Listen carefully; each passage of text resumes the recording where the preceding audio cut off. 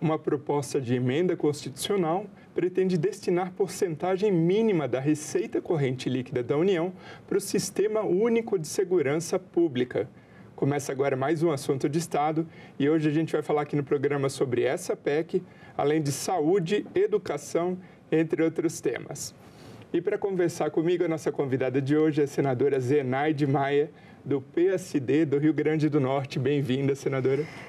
Obrigada, Sérgio, que eu que agradeço essa oportunidade. Eu costumo dizer que informação é poder. Então, mais que a gente puder dar informações corretas ao nosso povo, a gente está empoderando esse povo. Senadora, a senhora é responsável por uma proposta que pretende incluir, como eu falei na abertura do programa, a segurança pública de forma definitiva no orçamento da União. O Rio Grande do Norte sofre com a questão da criminalidade, principalmente em municípios como Mossoró e São Gonçalo do Amarante, certo? Como que essa proposta pode mudar a realidade da segurança potiguar? Essa é a PEC 44 de 2019, porque quando a gente criou o SUSP, o Sistema Único de Segurança Pública, a gente sabia que se não tivesse financiamento não valeria. Essa PEC começa passando 1% da receita corrente líquida do país para a segurança pública, vai aumentando 0,5% ao ano até chegar a 2,5% ao ano. Sérgio, por incrível que pareça, o que é destinado à segurança pública desse país, apesar de ser o maior clamor da população, é segurança e vem saúde em seguida. É menos de 0,5% do orçamento, 0,25%. E a gente sabe que não se faz segurança pública sem orçamento, né? E falando aí em segurança pública, mais especificamente sobre a violência contra a mulher, os dados no Rio Grande do Norte estão preocupantes. De certa forma, a gente preparou uma arte aqui para falar a respeito.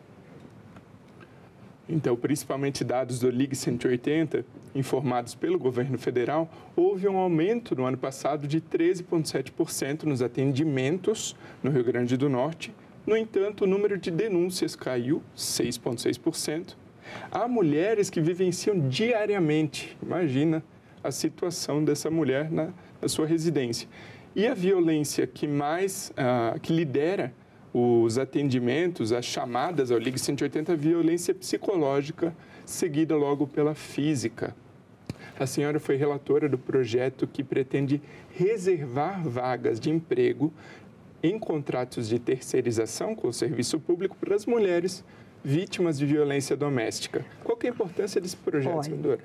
A gente sabe que a independência econômica é essencial. Eu, como médica, trabalhei em serviço de urgência e a possibilidade de estar num serviço, dando um plantão, trabalhando num plantão 24 horas na cidade da Grande Natal, que é Parnamirim, não tinha possibilidade de não chegar mulher com violência física. E se a gente levar em consideração que aquela violência só vinha porque precisava de atendimento médico, como sutura, raio-x, e a gente sabe que precisa empoderar as mulheres, porque a violência contra as mulheres existe em todas as classes sociais, mas mais de 80% são mulheres negras e pobres. Então, o empoderamento das mulheres é vital.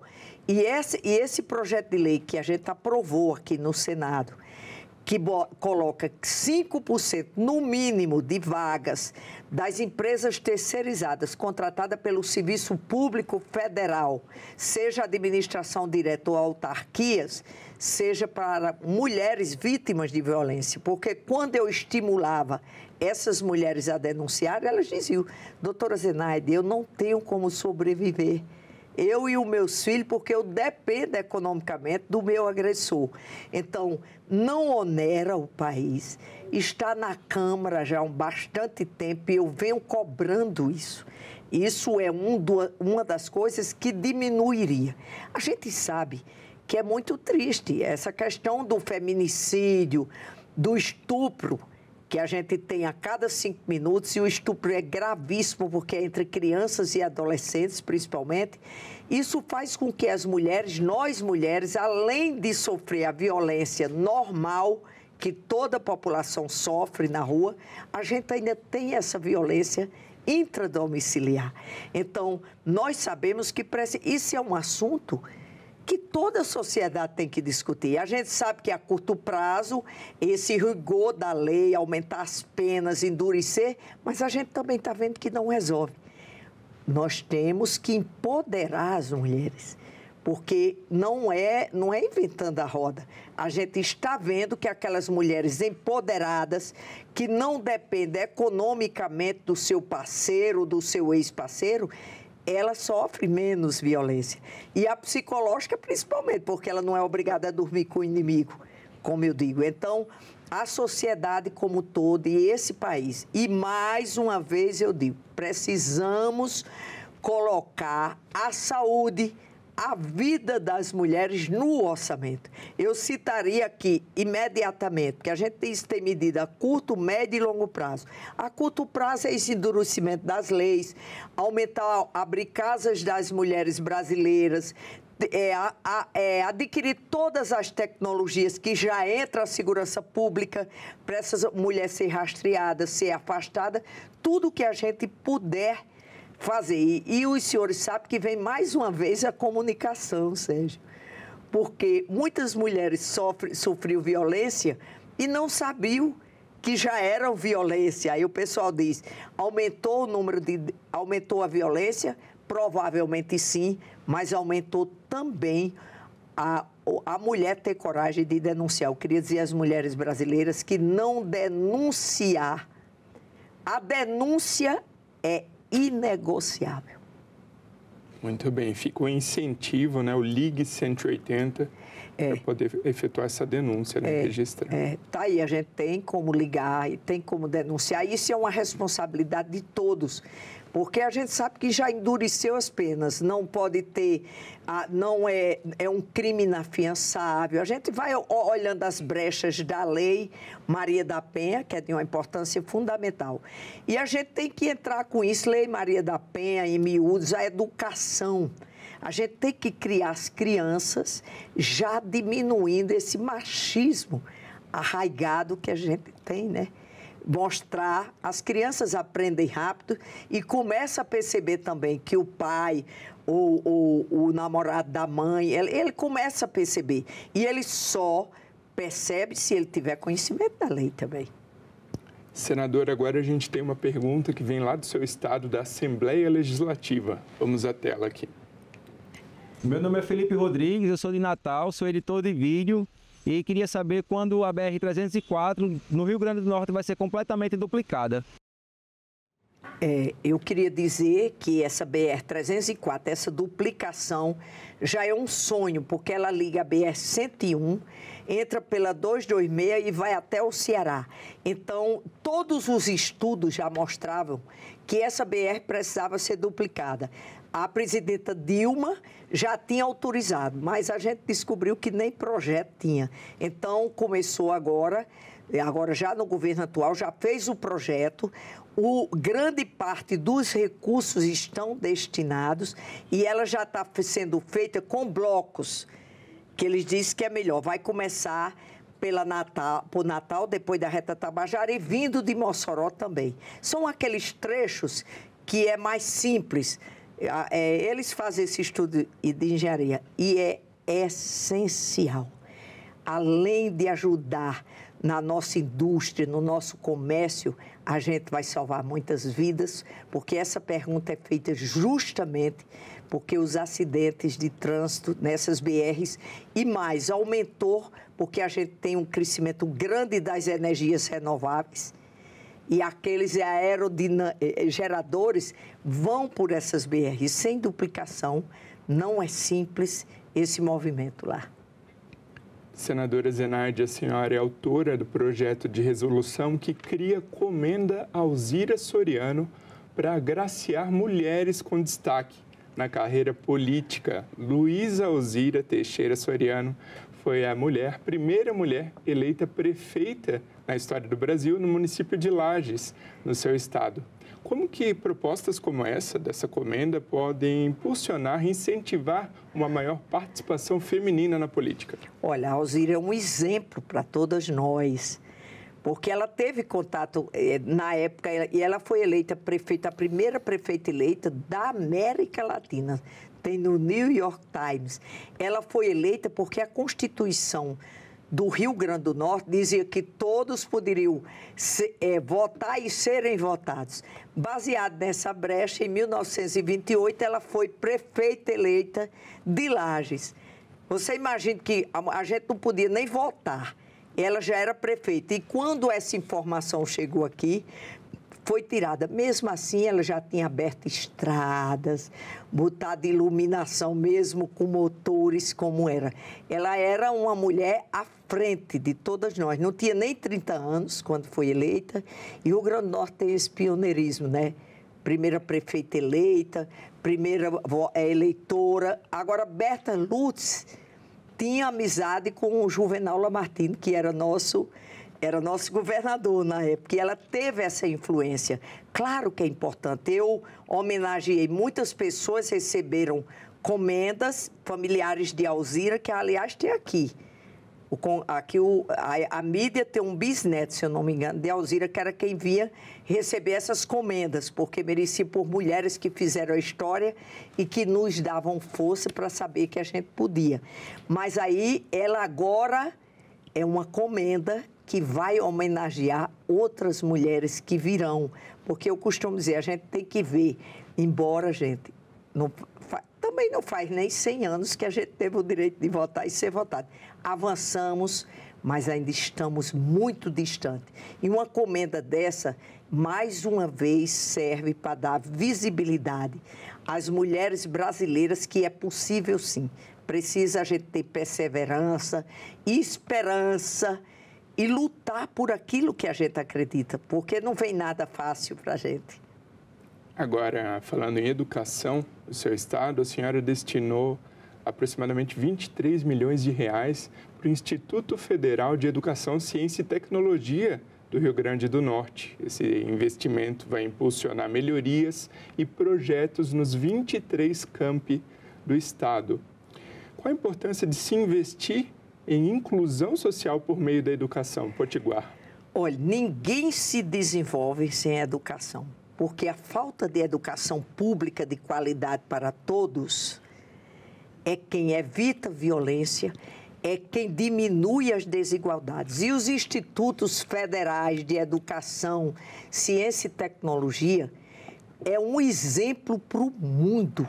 É a prova viva de que se pode oferecer uma educação pública de qualidade, profissionalizante. Aí eu citarei aqui, todos os campi têm emenda da senadora. Mas eu queria citar um exemplo aqui. Essa última emenda que eu botei de 3 milhões no campi de Currais Novos, para formar, é um centro de tecnologia que vai lapidar e certificar gemas. Vocês sabem que aquela região do Siridó ali, a gente tem minas de ouro, tem a turmalina Paraíba e tem água marinha. E o Brasil como um todo, ele tem dificuldade de certificar e lapidar gemas, e aí é onde cria. E lá a gente eu vou inaugurar agora isso aí em novembro. Imagine que a gente vai lapidar, certificar gemas e mais na academia, qualificando jovens para isso. O Instituto Federal da Educação Brasileira quando eu era deputada, ministros de educação do mundo todo ver o modelo.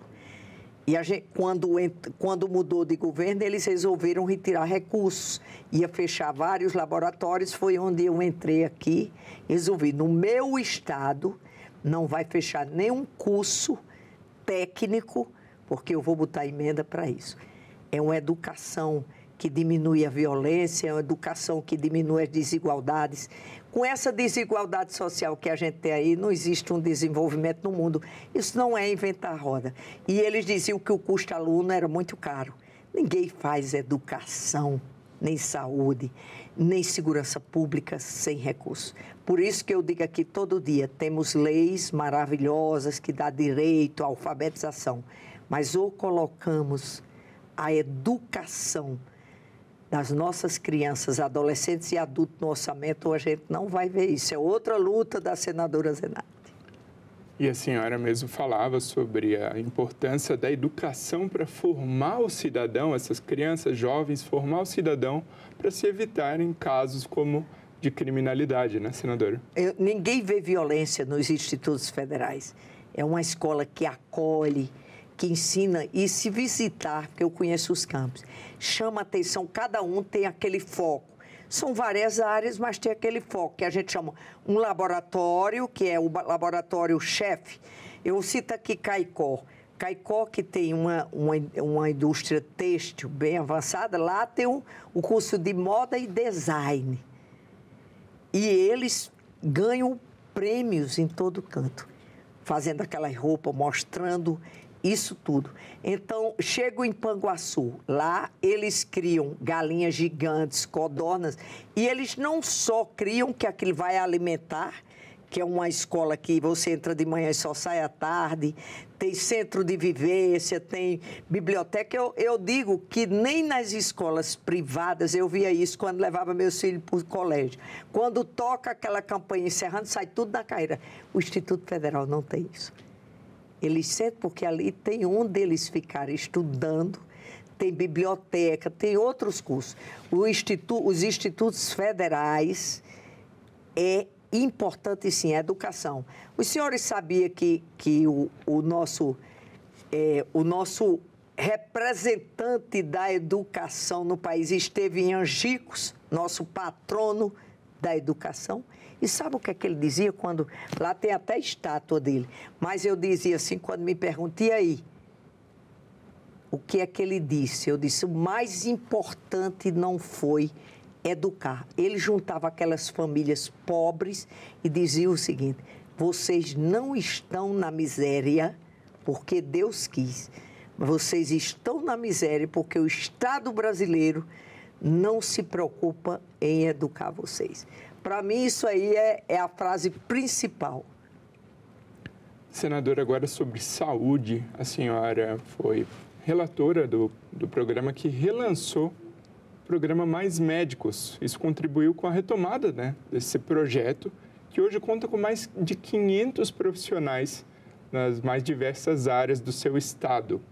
Como fazer, que estratégias adotar para que esses profissionais fiquem trabalhando em áreas de comunidades mais vulneráveis, permaneçam por mais tempo e também para aumentar ainda mais o alcance do projeto no estado? Olha, o projeto é importantíssimo. Na época não foi fácil, porque é aquela história, botava logo os médicos cubanos que vinham. A gente sabe que o Mais Médico, os médicos vão para aqueles rincões do Brasil, a grande maioria, onde eu, como médica da universidade, não queria ir. Isso é de um egoísmo tão assustador, eu nem vou e nem quero deixar os outros ir. Até porque, deixa eu dizer aqui, a saúde é a primária, que é a básica, é no posto de saúde onde você faz a prevenção, a medicina preventiva, é onde você vacina, é onde você faz o pré-natal, é onde você cuida do hipertenso, do diabético. E eu costumo dizer, logo que eu entrei aqui, que tinha essa questão dos médicos cubanos, que não são menos médicos do que a gente, apenas eles, pela pobreza do país, eles não têm as tecnologias assistivas. Mas eu digo e desafio, qualquer médico com um tensiômetro, aquilo que a gente bota no braço para verificar a pressão, um estetoscópio para auscultar o doente, um termômetro para ver a temperatura, você tem a obrigação de diagnosticar mais de 90%. Agora, para isso, gente, precisamos ouvir o doente, auscultar o doente, palpar o doente. Isso que a gente não se ausenta mais aqui, é o que eles têm lá. E se a gente botar uma glicemia de periferia, um hemograma e um sumário de urina é quase 100%. E mais, Você mede uma saúde de qualidade quando o menor número de pessoas precisa chegar à UPA ou ao hospital. E o Brasil, a gente passou um tempo com essa medicina que só de tecnologia, entendeu? E a gente precisa... Eu tinha professores que diziam, nós não tratamos exames, nós tratamos doentes. Não é que não precise das tecnologias, que é essencial e salva a vida, a gente tem que incorporar. Mas não pode deixar o essencial. Saúde primária é a principal saúde, porque ela é tudo e tudo começa. E nós temos um SUS maravilhoso que nenhum plano de saúde tem. Nós temos um agente de endemia. É aquele que muitas vezes me dava o diagnóstico. Um paciente com um quadro que eu suspeitava de calazar, ele mesmo dizia, olha, doutora Zenaide, tem um cachorro lá com calazar.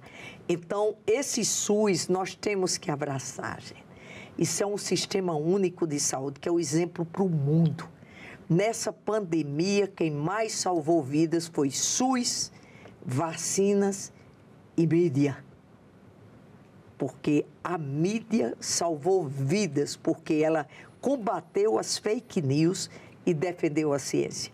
Então, a saúde, minhas emendas são mais de 70% para a saúde. Porque eu acho que a política é aquela do bem comum. Que aquela, a gente está aqui para aprovar leis para salvar vidas. A senhora votou favoravelmente à agora emenda constitucional 136, promulgada no último dia 9 de setembro, que concede mais prazo para que os municípios do Rio Grande do Norte quitem suas dívidas e seus precatórios.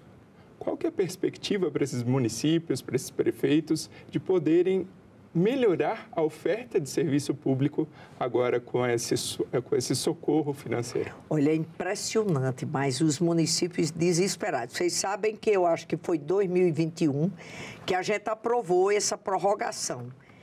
Completou esse prazo, foi na época da Covid, a gente aprovou. Isso chegou no colo dos prefeitos atuais. E a gente sabe que, por exemplo, os prefeitos, as prefeituras têm a obrigação de investir no mínimo 15% na saúde. Só que eu não conheço nenhum município que invista menos de 30%. Sabe por quê, Sérgio? Porque para a gente que está aqui, quando você vota, tem tantas pessoas com espectro autista, tantas pessoas diabéticas, são números. Mas para o prefeito, vereadores ou lideranças comunitárias, isso deixa de ser um número, uma cifra, para ser aquela mãe que se materializa na frente do prefeito e com o filho diz, salve o meu filho. É a vida como ela é. Então, a prorrogação para pagar isso aí vai salvar muitas vidas nesse estado, porque eles vão poder continuar investindo na saúde, na merenda escolar. E na educação e segurança pública, segurança e todos os serviços públicos. E todos os serviços essenciais. Essenciais, com mais prazo. E outra proposta que a senhora também defende, vem atuando, é sobre também um socorro financeiro à população, limitando os juros em até 3 vezes a taxa Selic dos juros de cartão de crédito e juros bancários. O que o povo pode esperar a respeito dessa proposta? Olha, essa proposta é a PEC 79 de 2019, se encontra na Comissão de Constituição e Justiça. Ela não engessa essa autonomia do Banco Central, agora que é um assinte ao povo brasileiro ser cobrado mais de 400% ao ano, os juros dos cartões de crédito, cheques especiais ou qualquer outra movimentação que faça. E eu acho que eu faço um apelo sempre aqui. Nós temos que botar os empreendedores nisso, porque isso ajuda a população, isso é uma extorsão da população brasileira, porque esses mesmos cartões de crédito, Sérgio, eles cobram nos seus países de origem no máximo 2%, 3% ao ano. E aqui é nesse nível aqui. Se você financiar um celular desse pelo cartão de crédito e pagar o mínimo, você paga no mínimo mais 4 celulares. Eu sempre costumo dizer o seguinte, o ladrão rouba um, mas a gente já deixou 4 com o banco. Isso é intolerável, isso é inaceitável. E a gente saber que o Congresso pode sim, povo brasileiro, porque isso é uma PEC, não tem história nem de vetar. Nós não estamos aqui, por exemplo, pedindo nada, três vezes a taxa Selic já seria 45% ao ano, e a indústria e o comércio deveriam se unir a gente para combater esses juros. Exatamente. Porque o comércio ia girar. Isso é simples, não precisa ser economista. Como eu sou médica de formação, aí eles vêm para mim, eu digo, vocês conhecem alguém mais eficiente em economia do que uma dona de casa? Eu não conheço. Então, eu sou uma economista, sim. Muito obrigado, senadora Zenaide Maia, pela participação aqui no Assunto do Estado. Eu que agradeço a oportunidade de mostrar que é possível, sim, oferecer uma educação pública de qualidade, precisa de vontade política, é possível, sim, oferecer uma segurança pública de qualidade, só precisa vontade política, é possível, sim, oferecer uma saúde pública de qualidade, só precisa de vontade política. E a vontade política, gente, está aqui. E obrigado a você também que nos prestigia com a sua audiência. Essa entrevista já está disponível para você rever ou compartilhar no nosso site senado.leg.br/tv, também no nosso canal no YouTube. Aproveita e se inscreve lá. Até o próximo. Obrigado.